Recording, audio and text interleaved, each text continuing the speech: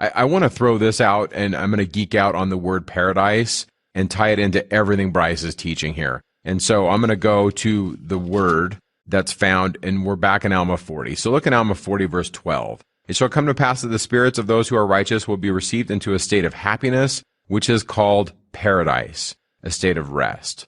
Here's my take on this. I think that it's bigger than even what our texts are saying, our sacred texts. Our sacred texts, this Holy Scriptures, are touching on this, but I want to just expand this idea a little bit, that this paradise is big and wide, and there's degrees. It's kind of like this life, right? Have you ever been in a place where you know there's darkness, and yet in the midst of that darkness, there was a time when I was on my mission in a very rough place, and you could hear gunfire, and yet in that place, there were people trying to live good lives. And then on the other end of the spectrum, you can live in a place that has peace and prosperity, and yet there can be darkness there as well. And there's all these spectrums in between. Well, my take on paradise, or the next realm, like I said, I haven't seen it, but it's essentially this. It's this merciful God that's trying to invite us and entice us to want to do good. And so the word is actually a Greek word, and it was picked up with the Persians when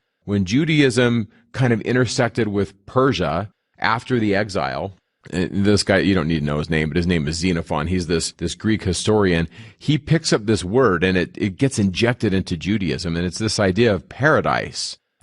Paradiso is the word. And that's the word that Jesus uses in the dative sense in Luke 23:43 when he's on the cross, and he says to that guy, today you're going to be with me in paradise. And a lot of Christians take this notion of, oh, okay, I'm good. On my death, I just say, hey, Jesus, take the wheel. I'm good. I'm in heaven, because they've kind of equated paradise with heaven. And Joseph Smith goes, no, guys, that's not what it's saying. What he's saying is you're going to be in a place where you can be taught, where you can be taken and nurtured and taught. And that word, that Greek word paradiso, literally means a park.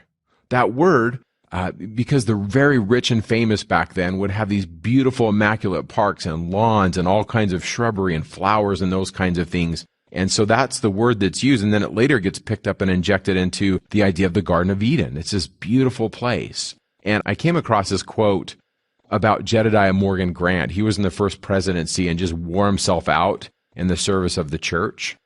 It's a fascinating story, because Jedediah Morgan Grant dies, and Heber C. Kimball goes and gives him a blessing, and he brings him back. And Jedediah is kind of ticked. He's like, bro, I was in a good place.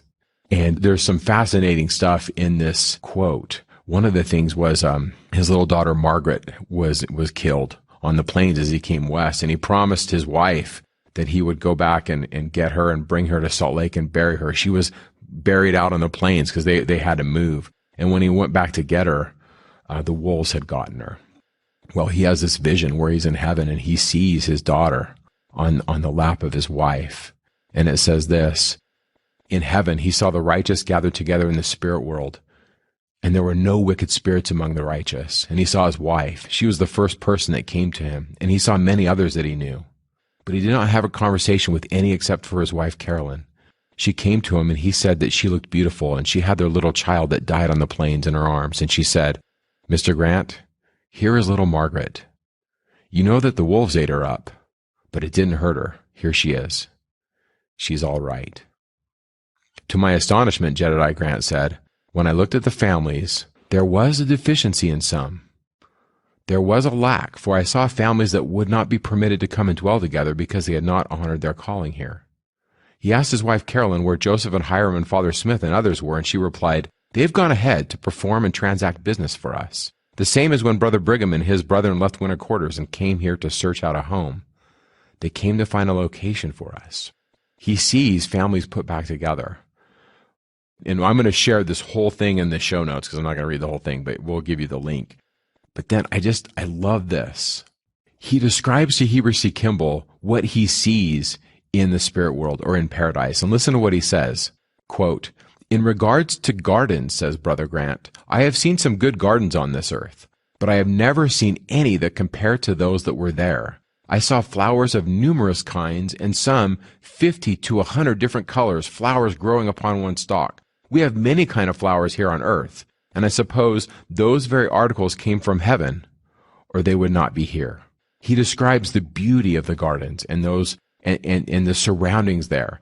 And I share this with this notion of paradise because I think it ties into what Bryce is saying. I think some people want goodness, but they don't know how to get it. I think some people are born in circumstances where maybe they have such abuse or such chaos in their lives, they never really get a fair shake. And so in my take, and this is Mike Day packaging of this idea of paradise, is that when we die, I think this is God giving us another chance to continue to grow. Now, I'm not preaching second chance salvation. I'm not saying that if you have a gospel given to you and you just reject it and you choose wickedness, that these chapters are wrong. I think they're right. But what I think this verse and the notion of paradise and what Jedediah Morgan Grant's vision is teaching to me, the message that is speaking to me is that we have a God who loves us and has a place prepared for us where we can grow and continue to grow and to progress.